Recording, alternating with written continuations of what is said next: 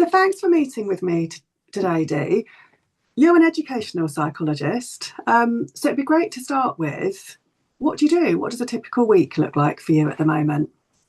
Well, I've just left my full-time position at the local authority where I worked for 9 years.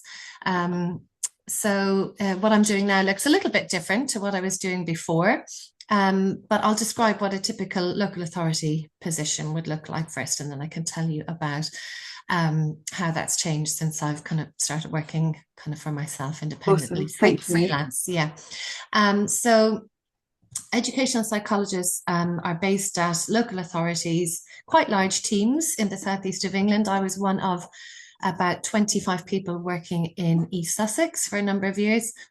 And you are typically doing a mixture of three different things: statutory work, which is when the local authority is taking responsibility for a child's special educational needs and saying these are really quite significant. Let's describe them in detail and say what we're going to do about them, and that's a legally binding agreement.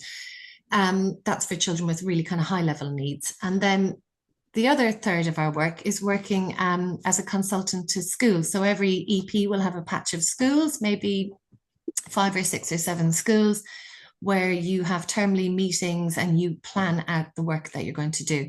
So that might be consulting with teachers and parents and trying to work out which children are the priority for Mhm. consultation or assessment, or reviewing assessments that you've done in the past to see if that child has made progress. But basically, looking at anything that could be getting in the way of a young person's learning or well-being. So that's Right. quite a broad range of issues that you could be covering. So ed psychs, they typically are looking at any kind of additional needs for children as young as 2.5, nursery age, all the way up to 25 potentially. Hmm. You don't really work much with children over the age of 18, but it can come up occasionally. But in theory, up to the age of 25. So you are carrying out sometimes assessments of their needs, but more often than not, you're just facilitating meetings, getting people around a table to work out what is going on for a young person. That means that they're not thriving, or they're not happy, or they're not learning, or what the barriers might be. And there is unfortunately, a kind of a view that ed psychs just carry out cognitive assessments, and educational psychologists themselves very much rally against that image of people who just do standardized assessments. In fact, every EP that I know kind of carry it as a badge of honor when they can avoid doing those kinds of things and actually make changes without describing children's abilities or difficulties according to standardized numbers. So we sometimes do use those tools, but more often than not, just getting people around a table, hearing what they have to say, parents, teachers, and the child themselves, obviously, you can find out a huge amount of information about what's going well and what's going wrong, and then work out a plan of action. So you carry out termly meetings with the school, talk about the children who are of concern, and then work out what you're going to do next, and then spend the term kind of doing it. So you can imagine it's a huge amount of work if you've got 5 or 6 or 7 large primary or secondary schools. It's a huge amount of work. And then coupled with that, you're doing local authority work. So the local authority, education authority, will have their own priorities and initiatives to do with well-being. In many cases, it's well-being, and research and gathering information about learning and well-being and attainment. So that's the part of the job that we really love. We really love thinking systemically and at an organizational level, rather than meeting individual children. Could we work with the teachers, the special needs coordinators, the head teachers, the assistant heads, to help them to change some of their systemic, the organizational dynamics, so that children's special needs are being met, more broadly for the whole pupil group rather than just looking at individuals. So that's the kind of stuff that we absolutely love getting our teeth into. Yeah, I know in clinical psychology, sometimes we will talk about when you're working with individuals, it feels like you're kind of pulling them out of the stream. And when you get to work on an organisational level, you're stopping them falling into the stream. I don't know, Yeah. does it feel, Yes. would Yeah. that be the sort of Absolutely. approach? Yeah. Yes. Yeah. Yeah. And you're constantly fighting this. It feels like you're constantly sort of fighting this idea that well, this has definitely changed a lot in the last 20 years. But before, schools would see an ed psych as somebody who you would refer children to, kind of handing the problem over to a professional. That has changed a lot now with the inclusion agenda over the last sort of 20 years, I would say, whereas schools very much see it as their role to look after all of the special educational needs of children. And, they have changed a huge amount in that time to meet the needs of a huge range of abilities in school, in mainstream school. And that's an agenda that's been really pushed by educational psychologists and supported by educational psychologists. And we're really proud of that. It has led to additional pressures on schools, which, we then feel like we're trying to help to support. But yeah, the old days of children with additional needs being shipped off to a professional or shipped off to another school, they're gone, which is really, really nice. Yeah. We meet children's needs in their local school.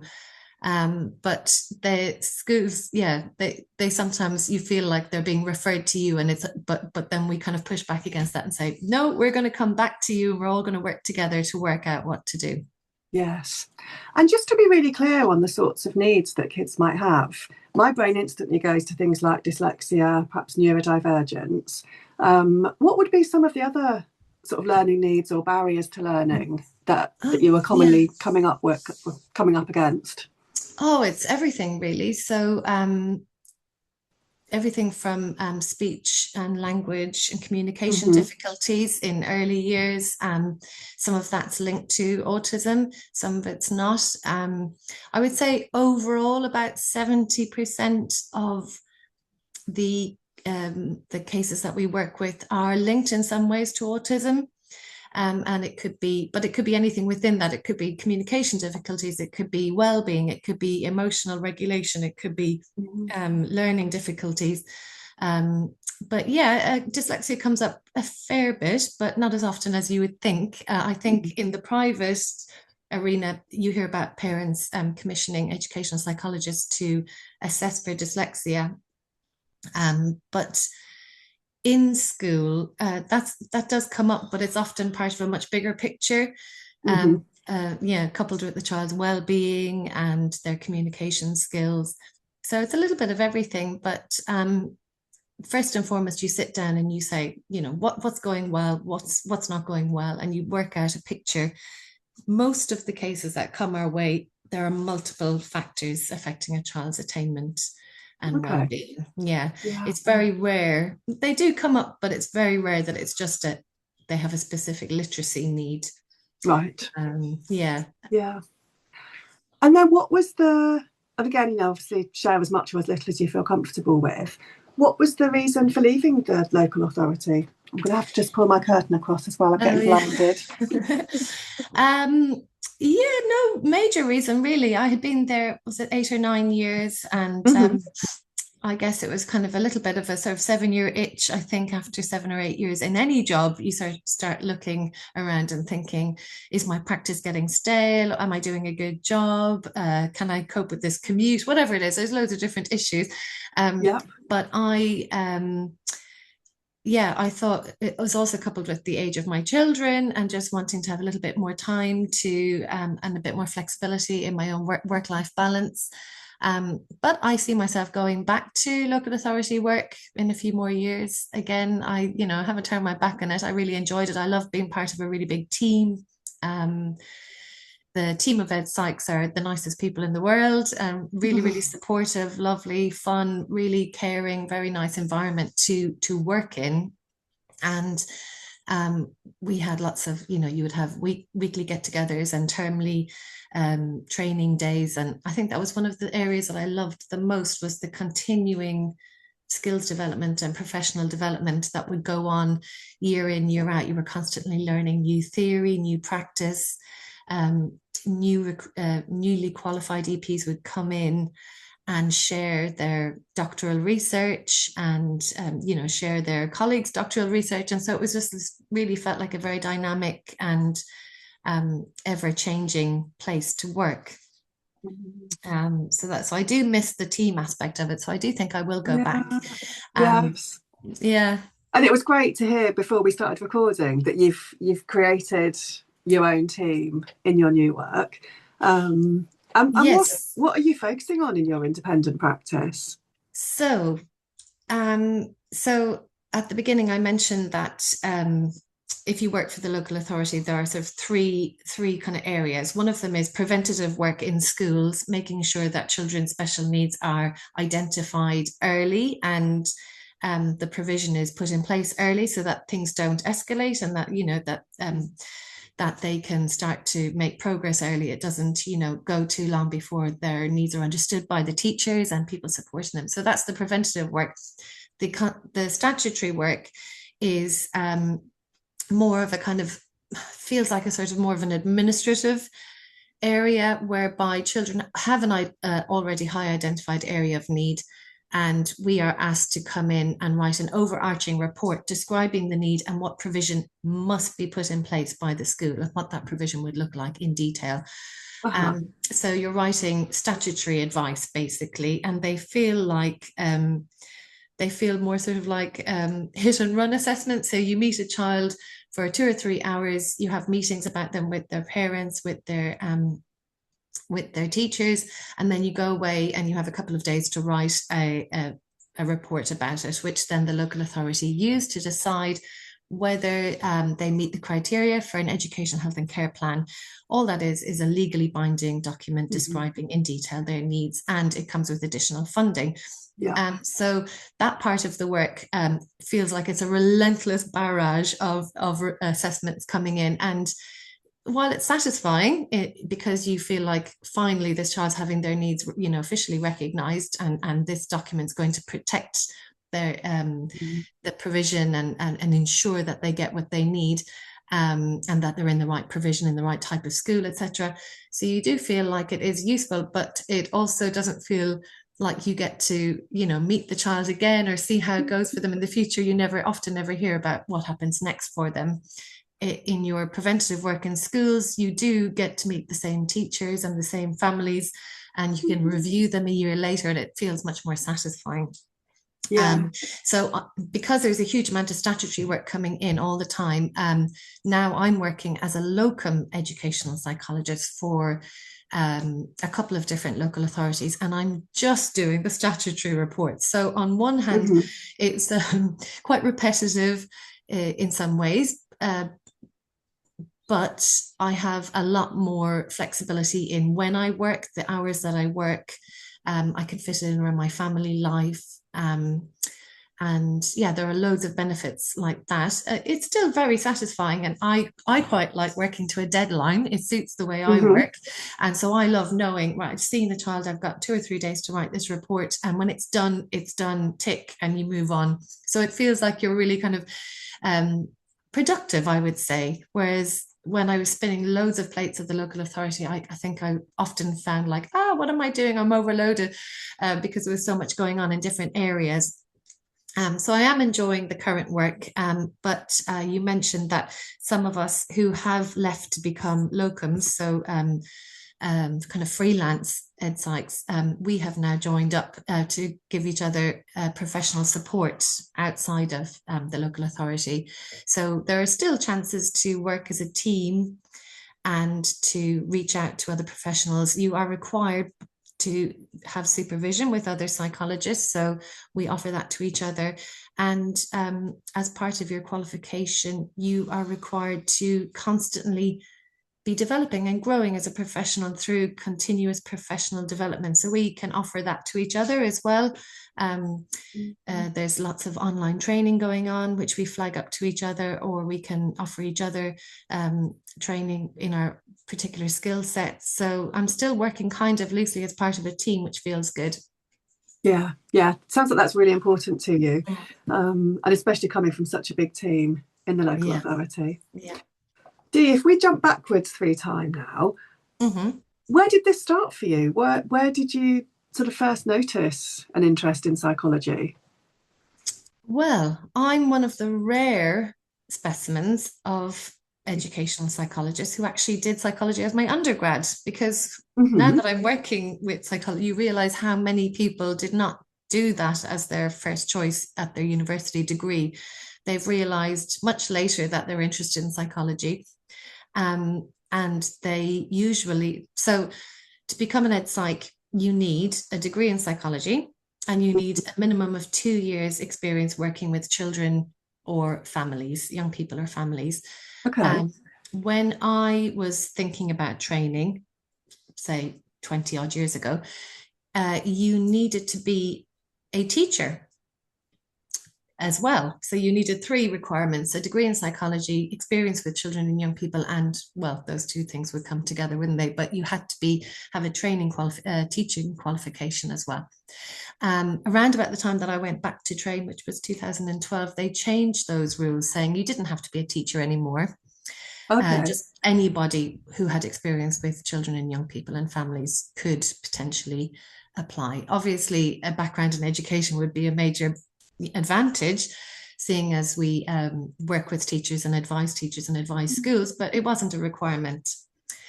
So in any case, I went to do a degree in psychology right from school, and I knew that I needed to be a teacher because I had already identified ed psych as a potential. So I went back and trained to be a primary school teacher. But about 12 years went by and I had completely forgotten my plan to be an ed psych. I was just Okay. enjoying teaching and all of the benefits that come with teaching and traveling and having a really nice time. And then it was the birth of my first child. So I was, what, 34 or something. And I suddenly thought, oh, wait, I was supposed to be doing something, wasn't I? I was supposed to be becoming a psychologist. Funny reaction to changing nappies, but I suddenly thought, oh, I need to sort this out now. And It makes us think about life, doesn't it? yeah, it does. There are two types of people: people who want to take a break and have their children, or people who have their children and then want to go back to work straight away. Yeah, it's funny. So I applied to go back to do the 3 year doctorate. By then, it had changed from a 2 years master's to a 3 year doctorate, and I applied to do that when my son was about a year old. And I was accepted, which is amazing because it's very, very competitive. I think they have 600 or 700 applicants for about 40 places in London. Um, Gosh. so it felt like a long shot, but luckily I was successful and I got it first time, because most people who apply don't get it on their first go and they go back for the second year or sometimes the third year to try. So I was one of the very fortunate people who got it first time, and that's not an indication of really anything other than because so many people are so qualified and they're ticking all the boxes, but there's a backlog of people who are coming back, again and again to try. You cannot you can only train to be an ed psych if you are accepted onto a funded course. So Right. you can't just say, oh, I can pay for this. Can I do it? They will only allow people who've been given bursary placements to train. Right. So And that's what and that makes it so competitive. bursary, again, I was sort of wondering, yeah, how the Mm. funding works, whether that's kind of enough to live off. Is that very difficult It was financially? very difficult at my Um, age. If I had done it when I was in my 20s, it would have been fine. But because I was 36 or 7 and I already had a baby, it was tricky. So at that time as a teacher, I was earning, I don't know, 32,000 pounds or something a year. And the bursaries at that time in 2012 was something like 15,000.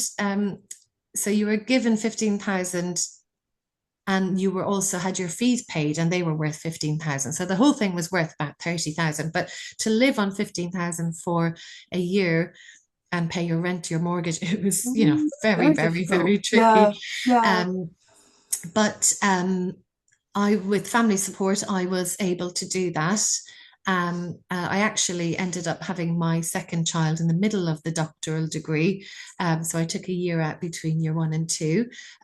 So that made it even more interesting, but it was okay. The first year you are kind of studying full time in a university situation, lectures and things like that. Mm-hmm. And for year 2 and 3, it's almost like an apprenticeship situation where you're spending some time in university, but most of the time out in the local authority, working in a team of educational psychologists, and being guided really, Yeah. closely. So it didn't feel like 3 years at uni. It felt like one intensive year at uni and then 2 years at working and traveling. But yeah, much more manageable than I thought it was going to be.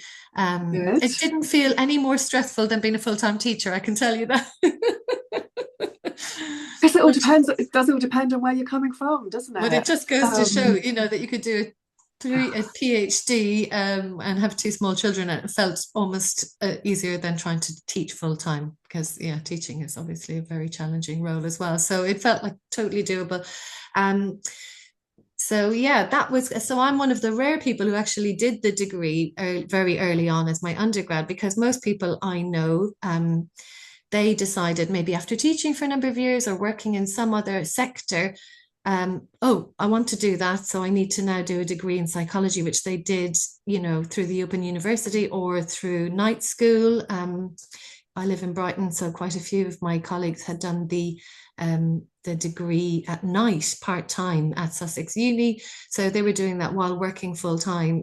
So it's that was obviously a challenge for them, and then they had to then go back and do the doctorate as well. So if you have the degree, the undergrad, it's a major bonus if this is the path that Yeah. you're interested in. Yeah. Yeah. But also good, isn't it, that there is that flexibility?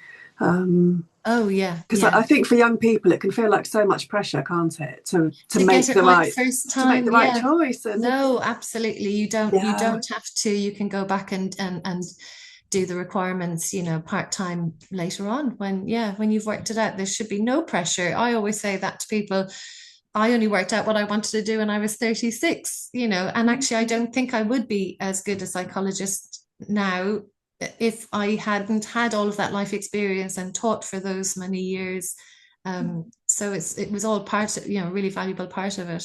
yes, and definitely like that real richness of, you didn't just teach for a year or two to tick a box to be able to apply for the EdSoc trade. You did 12 years. You really Yeah, taught. yeah, yeah, yeah, You yeah, really understood yeah, what that yeah. I mean, was. both are valid as well.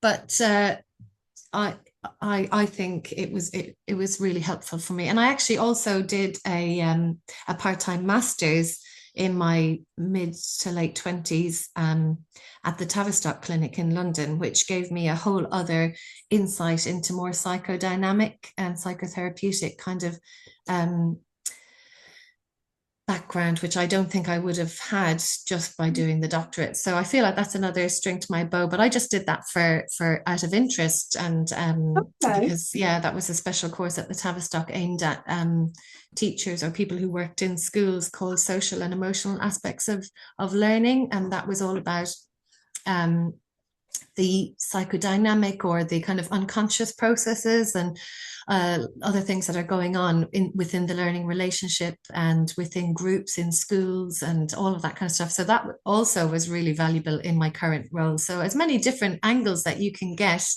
it all Yeah. adds up to the experience that you bring to the job ultimately. Yeah. It does, doesn't it? I love that, and I can really imagine. Um, Especially, and again, this might be my limited understanding of educational psychology, but if we were thinking very much from a learning and cognitive perspective, we would miss all of that, those dynamic processes, wouldn't we? Oh yeah, yeah. So I think yeah, that when you're working with behavioral challenges, you need to have that kind of a thinking cap on.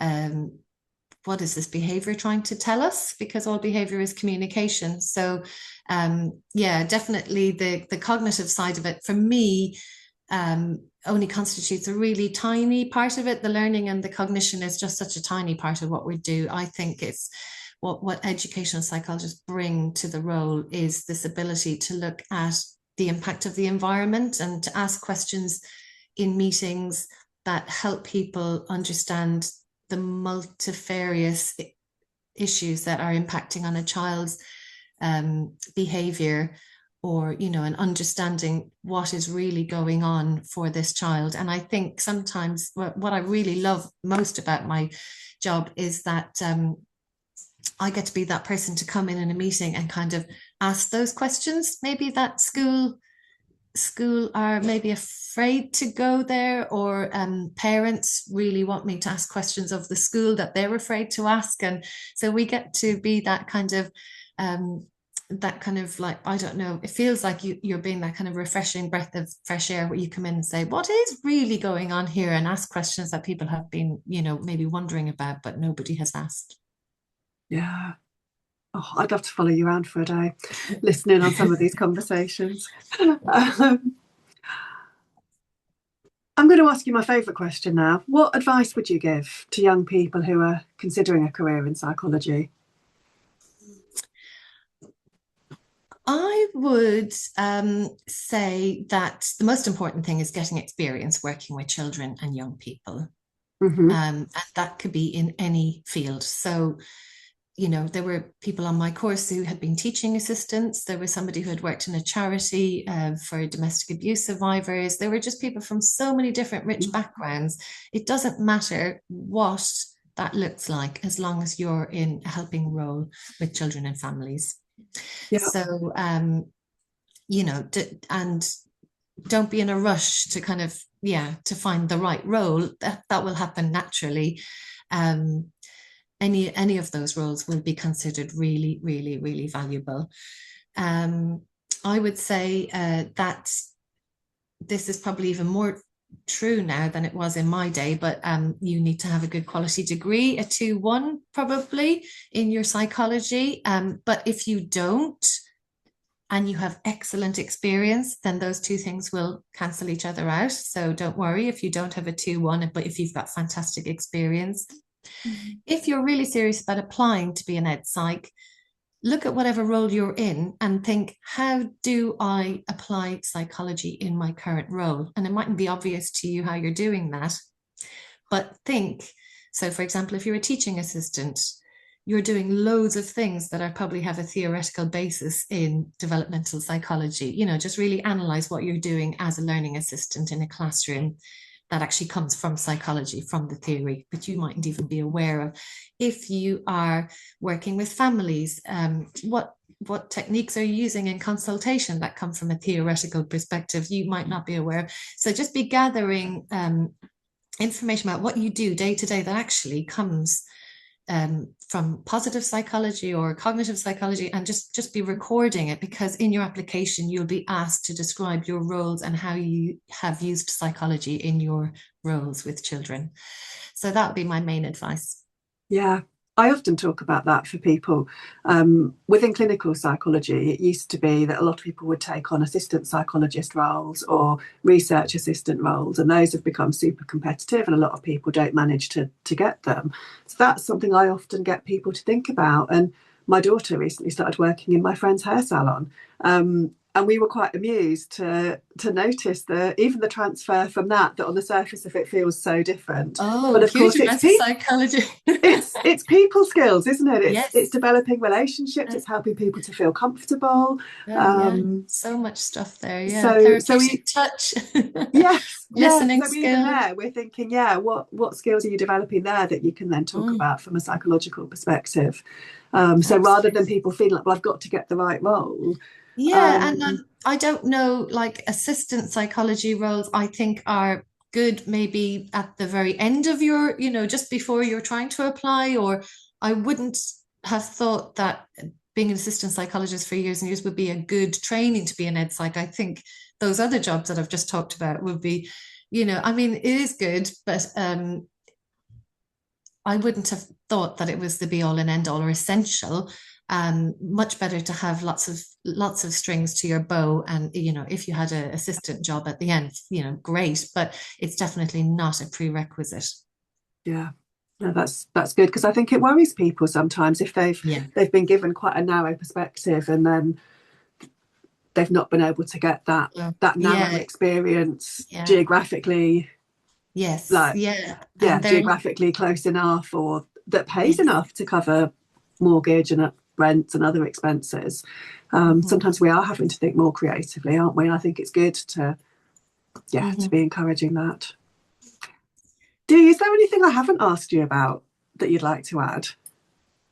Um, the only thing I would say is if you like a role, this is the thing I value most about it, is that every single day is completely different. So you're traveling to a different school, potentially meeting different teams and different children. I'm not saying I see a different child or meet a different family every day, but let's say twice a week. And it's just so varied, and no case is the same. You're using your brain so much to work out what is going on for the, and it's just such a unique set of circumstances. And because you're moving around from schools to schools, you're getting to be out of the house and driving from A to B. And I just feel like every day is a new, and I feel like this could be my own misconception of clinical psychology. I wouldn't like to be based in the same place every day with people coming to me. I really like going out and Yeah, seeing them. I don't know if that is the case. You probably do travel for your no, not. I mean, I at the moment I work mostly at home, and I work for a sporting organisation. I'm normally there a couple of afternoons a week. Mhm. And I could be, I've chosen to stay more at home because it's felt complicated to start doing, well, I could do perhaps a clinic on a Tuesday morning, but then I tend to work with people quite flexibly. So then what do I do if they can't do my clinic day that week, but they'd still rather be seen in person? Like, Yeah, logistically, that gets complicated. yeah. And I I think mean, for I'm me at still this at home stage, 3 days a week as well, and a lot of it is computer based. But and I suppose since COVID, we've been able to do so much stuff remotely and online and meetings, and it has made things very. But I love going out and seeing people face to face, so I always make an effort to yeah, travel to them if I can. yes. And I think that's good, isn't it? That since the pandemic, that we've got a bit more flexibility. And when you were saying that part of your change in role was to match family needs, Oh yeah, I was also thinking as a single mum of teenagers and with two dogs, it is really handy for me to be at home a lot. And having my couple of afternoons a week where I get out also feels important. That I have to take my slippers off, I have to put proper shoes on. I can't just wear my dog walking jeans. I feel like it keeps me civilized. yeah, And you have those chats with colleagues that and that 3D people, that is a bit different, isn't it, to just being yes, online. um yeah, and I think we are very, very fortunate as psychologists, aren't we, that often there is a lot of flexibility, and we can, if I wanted to be out more, I absolutely could go and find a clinic room and base myself there more. hmm, I do feel very fortunate to have all those choices about where I the work and choices. how I set things up. Yeah. Yes.